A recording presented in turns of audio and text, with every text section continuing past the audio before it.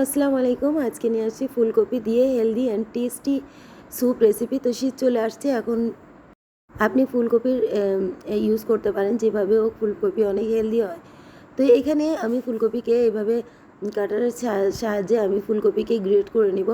তো দেখেন আমার ফুলকপি গ্রেট করা হয়ে গেছে এবং ছোটো ছোটো করে আপনি বটি দিয়ে কেটে নিতে পারেন কিংবা ছুরি দিয়ে সুন্দর ছোটো ছোটো করে কেটে নিতে পারেন। তারপরে দিয়েছি একটা পাত্রে বাটারটা আমি বাটারটা একটু গলিয়ে নেব। তারপর দিব আদা রসুন বাটা। আপনি চাইলে কুচি করে দিতে পারেন যারা ব্যাচেলার। তো এখানে আমি নিয়েছি ফুলকপির ওই যে আমি ফুলকপি গ্রেট করে রেখেছিলাম, ওটা দিয়ে দিলাম। দিয়ে আমি ভালোভাবে নেড়ে নেব। তারপরে দিব এখানে পেঁয়াজ কুচিটাও আমি ভালোভাবে এখানে নেড়ে নেব। তো আরেকটা আমার ভাজা হয়ে গিয়েছে। এখন আমি আরেকটা পাত্রে নেব গরম পানির ভিতরে দিয়ে দিব চিকেন। তারপরে দিয়ে দিব ওই ফুলকপি যে আমি ভেজে রেখেছিলাম, ওই ফুলকপিটা দিয়ে দিলাম। তারপরে দিয়ে দিলাম কাঁচামরিচ। তারপরে এখানে কর্নফ্লাওয়ার গুলিয়ে দিয়ে দেবো। হাতের কাছে থাকা উপকরণ দিয়েই আপনি এই স্যুপটা বানাতে পারেন। তো আমি এই কর্নফ্লাওয়ারটা গুলিয়ে এখানে দিয়ে দিলাম। আমি কর্নফ্লাওয়ার বেশি ইউজ করি নি। আপনি চাইলে একদম গাঢ় স্যুপ বানাতে চাইলে আপনি কর্নফ্লাওয়ারটা বেশি ইউজ করতে পারেন।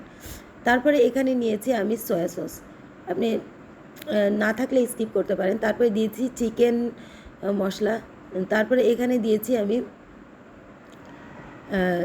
সস। আমি টমেটো সস নিয়েছি। আপনার বাসায় চিলি সস যে কোনো সস থাকলে দিয়ে দিতে পারেন। তারপরে এখানে দিব লাস্টে আমি এখানে ডিম দিয়ে দিব। ডিমটা আমি একটা ডিম আমি গুলিয়ে দিয়ে দিয়েছি। তো হাতের কাছে থাকা উপকরণ দিয়েই আপনি এই ফুলকপির স্যুপটা বানাতে পারেন। খুবই টেস্টি এবং খুবই হেলদি। তারপরে এখানে ফ্লেভারের জন্য আমি দিয়ে দিলাম ধনেপাতা আর এখানে দিয়ে দিলাম পুদিনা পাতা। তো আমার প্রায় হয়ে আসছে আমার এই স্যুপটা।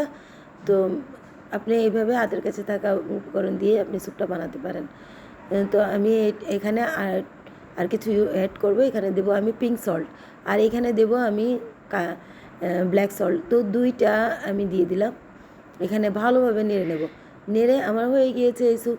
আপনি নিজের ইচ্ছা মতো ভালোভাবে পরিবেশন করতে পারেন। এটা হলো কালো মরিচের যে গুঁড়াটা, ওটা দিয়ে দিয়েছি আমি, ভিতরে দিইনি, উপরে দিয়ে দিয়েছি সার্ভ করার সময়। তারপরে দিয়ে দিলাম পুদিনা পাতা দিয়ে সার্ভ করলাম। তারপরে লেবু দিয়ে এভাবে আপনি সার্ভ করবেন। তারপরে এখানে দিয়ে দিব আমি লেবুর রস। এই যে আমি লেবুর রস দুইটার ভিতরে দিয়ে দিলাম।